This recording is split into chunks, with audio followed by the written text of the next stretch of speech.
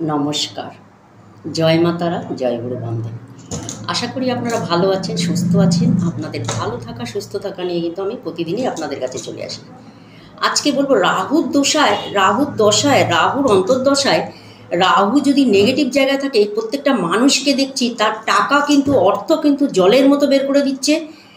একটা টাইমে যেরকম দিচ্ছে, সেই একটা টাইমে কিন্তু অর্থ জলের মতো বের করে দিচ্ছে। সেই টাকা কোনো মতেই সে ধরে রাখতে পারছে না। তাই জলের মতো টাকা বেরিয়ে যাচ্ছে। যাতে এই টাকা জলের মতো না বেরোতে পারে, সেই নিয়ে আজকে আমি ভিডিওটা আপনাদেরকে দিয়েছি। বহু মানুষ আমার কাছে আসছে, বহু মানুষ একই কথা বলছে যে টাকা কিন্তু সব জলের মতো বেরিয়ে যাচ্ছে। কোথায় যাচ্ছে, কিভাবে যাচ্ছে, কিছুই বুঝতে পারছি না। জমানো টাকা সব শেষ হয়ে যাচ্ছে।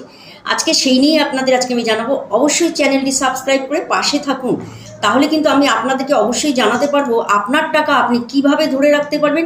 আপনার টাকা আপনার যাতে কোনো সময় কোনো দশা অন্তর্দশায় যাতে আপনার অর্থ জলের মতো বের না করে দেয়।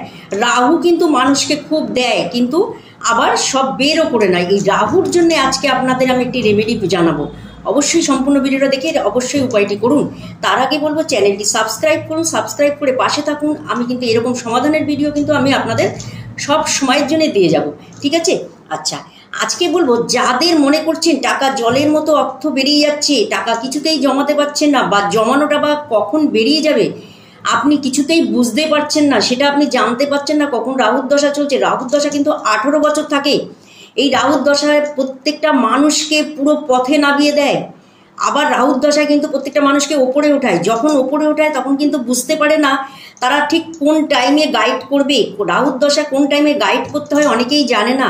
সেই গাইড করার জন্য আজকে আমি এই ভিডিওটা আপনাদের সামনে নিয়ে এসেছি। আচ্ছা, কি করবেন আমি বলে দিচ্ছি। এটি বৃহস্পতিবার দিন করবেন। এই উপায়টি বৃহস্পতিবার দিন করবেন। কি করবেন? 16টা সাদা সুতো নেবেন। 16টা এত বড় সাদা সুতো নেবেন। 16টা নাল সাদা সুতো নেবেন। নিয়ে সেই সুতোটাকে আপনারা কি করবেন, হলুদ জলে ডুবাবেন। কাঁচি হলুদের রস হোক, চাই আপনার ঘরে যদি কোনো ভালো রান্নার হলুদ থাকে সেই হলুদে ডুবাবেন। 16টা সুতোকে নিয়ে ডুবিয়ে নেবেন। নেওয়ার পর আপনি কি করবেন, বৃহস্পতিবার দিন এই উপায়টি করবেন। কি করবেন, সেই 16টা সুতো যখন আপনি হলুদ জলের মধ্যে ডুবিয়ে নেবেন, যখন সুতোটা ভালোভাবে শুকিয়ে যাবে, ঠিক আছে, ভালোভাবে শুকিয়ে যাবে, সেই 16টা সুতোকে একসাথে নাল করে রেখে আপনি 16টা গিট দেবেন। সুতোটার মধ্যে 16টা গিট দেবেন। একটার উপরে একটা গিট হলেও অসুবিধা নেই, ঠিক আছে? সেই সুতোটা কিন্তু আপনি কিন্তু পায়েও পরতে পারেন, আপনি হাতেও পরতে পারেন, অসুবিধা নেই। আচ্ছা, সেই সুতোটা যখন আপনি পরবেন তার আগে কি করবেন, 16টা গিট দেবেন। প্রত্যেকটা একটা একটা করে যখন গিট দেবেন, সেই গিট দেওয়ার সময় একটা মন্ত্র বলবেন। সেই মন্ত্রটা হচ্ছে ওং রা রাহুবে নমঃ, ওং রা রাহুবে নমঃ।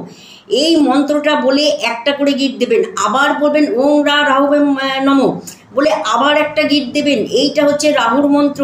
এই রাহুর মন্ত্র বলে যদি আপনি 16টা গিট দেন, আপনাকে কোনোদিন রাহু কেতু কিছু করতে পারবে না। আপনাকে অর্থ দেবে।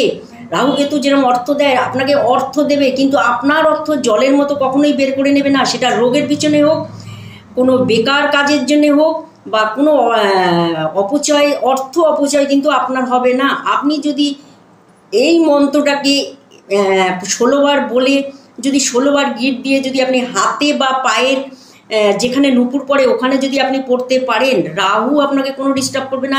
আপনার অর্থ কখনোই জলের মতো বেরোবে না।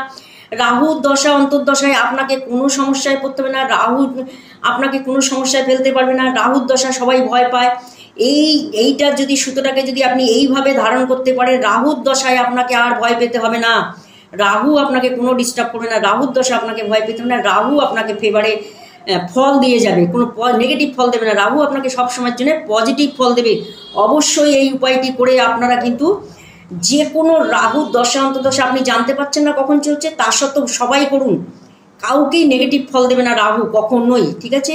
ভালো থাকুন, সুস্থ থাকুন। আপনারা এই উপায়টি করে রাহুর দশার থেকে সেফ সাইড থাকুন, ঠিক আছে? নমস্কার।